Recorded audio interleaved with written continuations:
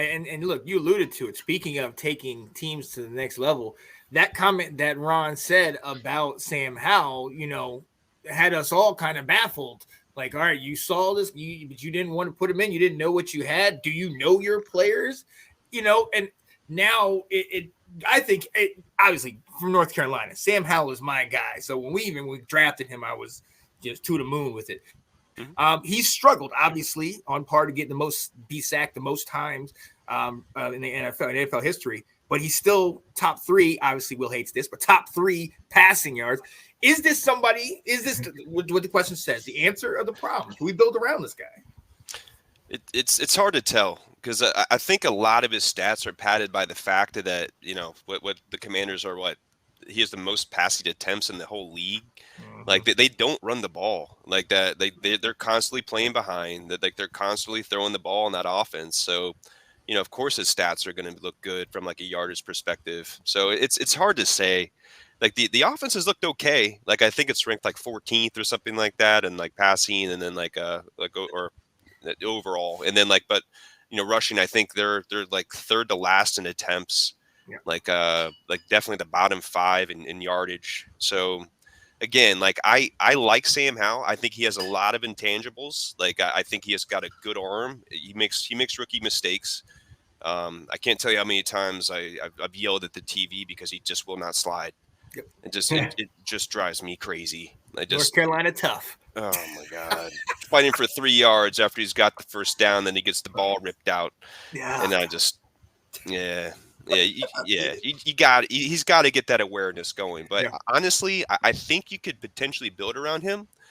But my issue here is that if we're going to have such a high pick in this draft, you have to take a really hard, long look at what he is and whether you think he can be a top 10 quarterback in the league. Because you're going to have an opportunity to pick one of the premier quarterbacks coming out this year, and it's like Will and I have talked about, it's a pretty good quarterback draft coming up. Yeah. So I saw Caleb Williams is still on the fence on whether or not he's going to go out for the draft, but at this point it's kind of hard to say whether or not these guys would be announcing it yet or not. I don't know. So Spencer Rattler has already announced. I bet he is. Oh, is that where we're going with? Yeah. All right. No. Veto that decision. But Yeah. Will, I mean, what do you think though? And you and I have talked about it. We've all had this discussion, on what Sam Howell's ceiling really is. There's been times where you said, he's just a really good backup.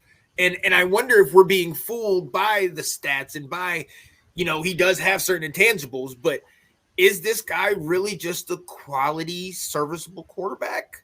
Mm-hmm. I mean, what do you think? I think I take back my initial thoughts of he's going to turn out to be a really good backup in this league. I take that all back now. He is a bona fide NFL starter.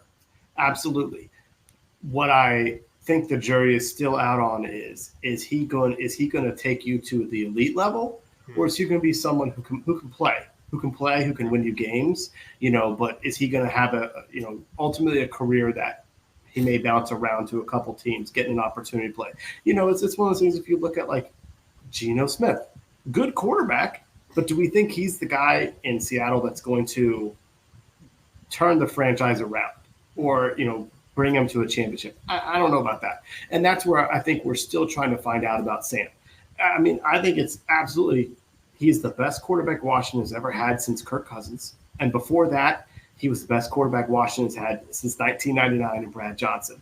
And any other year, I would say it's a no-doubter. We're drafting a left tackle in the first round, and, we are the most, easiest pick to consider, to predict right now.